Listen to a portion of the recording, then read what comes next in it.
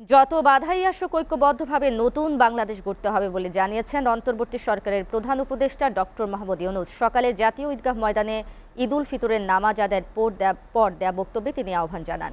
জুলাই গণঅভ্যুত্থানের বীর শহীদদের স্মরণ এবং আহতদের সুস্থতা কামনা করে তাদের স্বপ্নের বাংলাদেশ বিনির্মাণের প্রত্যয় জানান ডক্টর মাহমুদ ইউনূস। দেখুন সাজ্জাদ জাহানের প্রতিবেদন। জাতীয় ঈদগাহ মাঠে পবিত্র ঈদ উল ফিতরের নামাজ আদায় করেন অন্তর্বর্তী সরকারের প্রধান উপদেষ্টা ডক্টর মাহমুদ ইউনূস। জামাত শেষে মুসল্লিদের উদ্দেশ্যে শুভেচ্ছা বিনিময় করেন প্রধান উপদেষ্টা। ঈদ মোবারক। পরে মুসল্লিদের উদ্দেশ্যে তিনি বলেন, বাধা পেরিয়ে ঐক্যবদ্ধ বাংলাদেশ গড়তে হবে। আজকের দিনে আমরা প্রার্থনা করি, যেই নৈকট্য আজকের দিনে আমরা শুরু করলাম, এই নৈকট্য এবং এই ঐক্য জাতির জন্য যেন স্থায়ী হয়, আমরা যেন একটা ঐক্যবদ্ধ জাতি হিসেবে সামনে এগিয়ে যেতে পারি।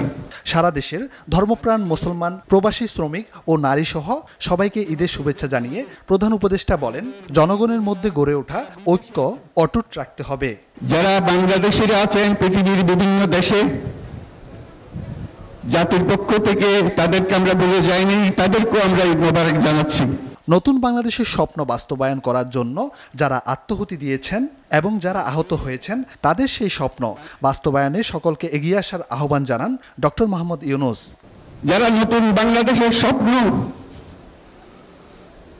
বাস্তবায়ন করার জন্য নিজের আত্মহুতি দিয়েছেন, বেঁচে থাকলেও স্বাভাবিক জীবন যাপন করতে পারছেন না, তাদের স্মরণে আমরা যেন মোনাজাত করি আল্লাহর কাছে। আমরা অবশ্যই সেই স্বপ্ন বাস্তবায়ন করব।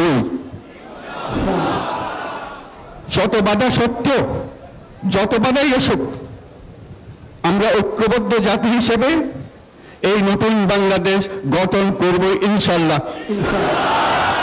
সাজ্জাদ জাহান, এসএটিভি, ঢাকা।